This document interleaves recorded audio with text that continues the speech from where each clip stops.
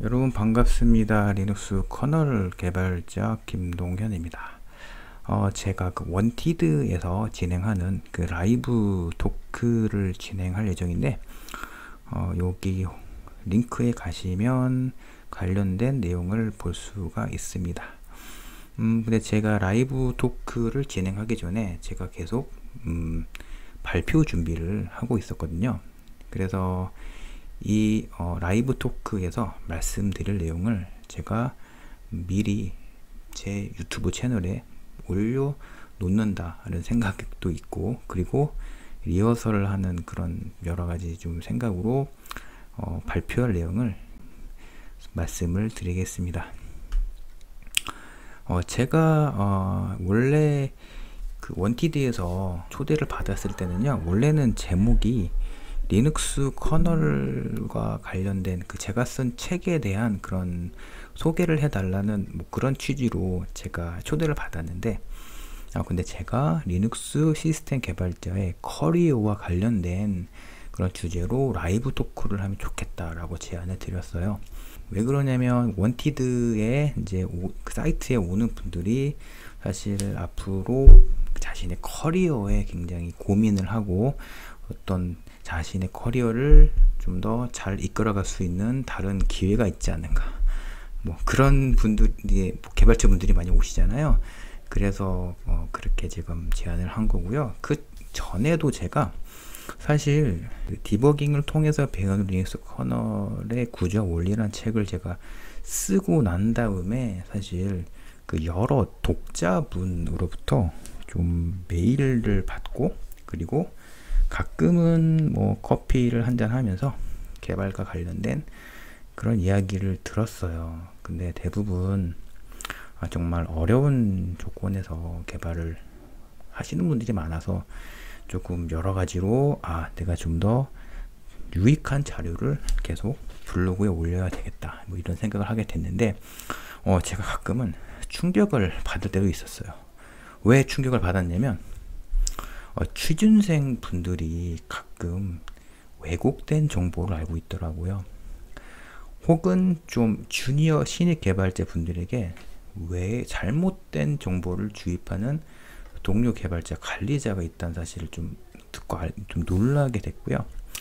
근데 이런 그 왜곡된 정보를 듣고 잘못된 판단을 하면 굉장히 좀 여러 가지 커리어에 데미지를 입을 수가 있잖아요. 그래서 이런 피해자는 신입 시스템 소프트웨어 개발자라는 생각이 들었어요. 뭐 이런 왜곡된 정보가 사실 전달이 되는 이유는 리눅스 시스템 소프트웨어 이쪽 개발 분야에는 사실 컨텐츠가 많이 부실해요. 이런 리눅스 시스템 소프트웨어 개발자 커리어에 도움을 줄 수 있는 컨텐츠가 부실하고, 또 무엇보다도 개발자로 성장하기 위해서 여러 가지 뭐 교육 콘텐츠라든가 아니면 블로그, 책과 같은 이런 콘텐츠가 매우 부실합니다. 여러분 서점에 한번 가보세요. AI, 빅데이터, 클라우드 관련된 책이 얼마나 많아요. 하지만 시스템 소프트웨어에 관련된 그런 책은 거의 보기 어렵고요.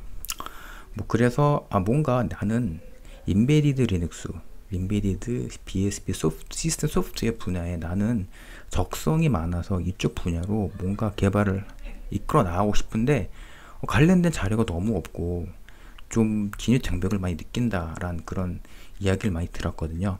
그래서 제가 이번 기회를 통해서 유용한 제 알고 있는 내용을 좀 정리해서 좀 말씀을 드릴 건데, 제가 이런 독자들과 교류를 통해서 알게 된 충격적인 내용은 이런 거예요.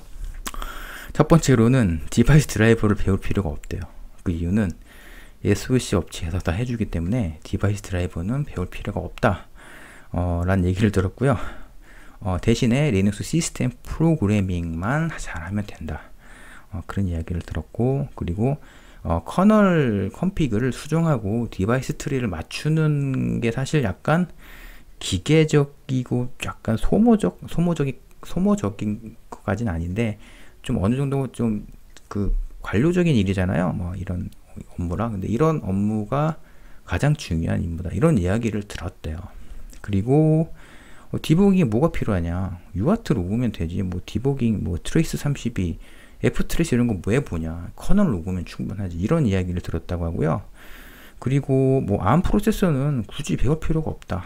다 칩셋 업체에서 해준다. 뭐 이런 이야기를 들었다고 합니다.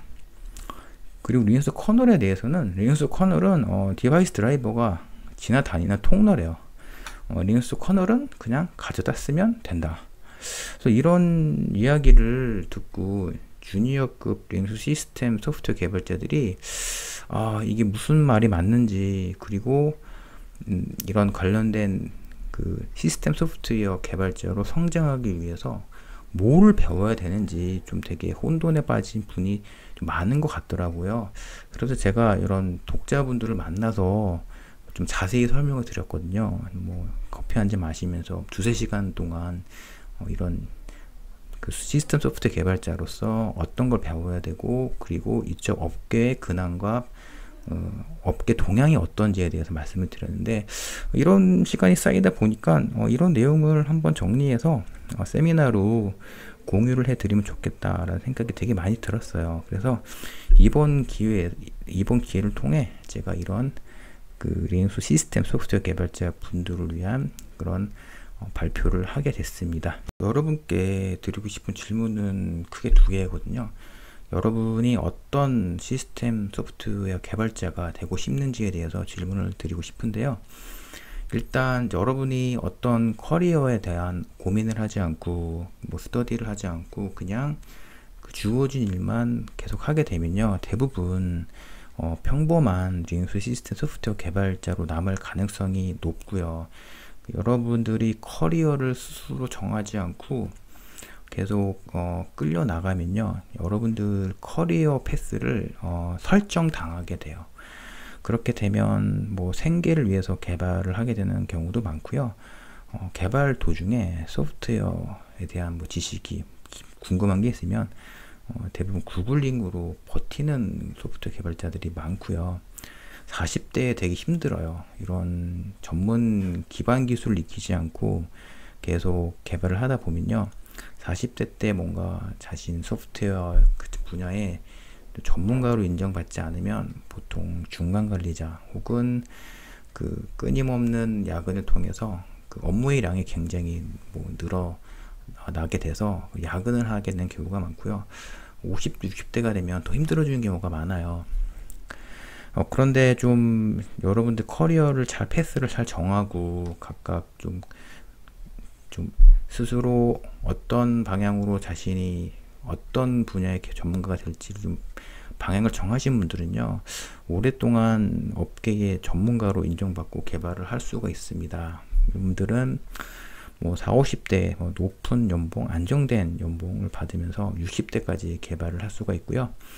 그런데 아마 여러분들은 이 가운데에 아마 속한 개발자가 되고 싶은 분들이 되게 많을 거예요. 뭐 되게 엑스퍼트는 아니지만 내가 지금 개발하고 있는 디바이스 드라이버 아니면 시스템 소프트웨어 분야가 난 적성에 맞고 이쪽 일을 하고 싶다라고 생각하시는 분들이 많은데, 그러려면은 여러분들 자신의 개발자라서 커리어에 대해서 스스로 어떤 개발자가 될지 고민을 하고요, 좀 그 방향을 설정하셔야 됩니다. 왜 그러냐면 대부분 일반적으로 회사에서 시키는 것만 계속 일을 하게 되면요, 역량을 키우기 되게 어려운 구조가 에요. 사실 좀 그 속내막에 대해서는 말씀드리기 어려운데, 왜 그러냐면 어떤 업체이든 간에 그 최소한의 개발 비용으로 최대한의 어떤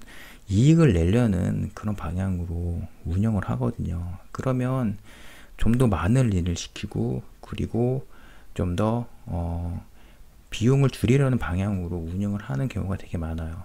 물론 안 그런 경우도 있긴 있죠. 그러니까 원천 기술을 확보하고 장기적으로 어떤 그 소프트웨어 업계를 리딩하려는 그런 비전을 가진 업체도 있긴 있어요. 있긴 있는데 사실 한국 그 리눅스 시스템 소프트웨어 업체 현황은 좀 그런 상황은 아닙니다. 그래서 그런 자신만의 커리어를 좀 더 어떤 방향으로 끌고 가야 될지 좀 고민을 같이 하셨으면 좋겠고요. 그래서 다음에는 이어서 리눅스 커널 개발 생태계에 대해서 좀 말씀을 드리겠습니다.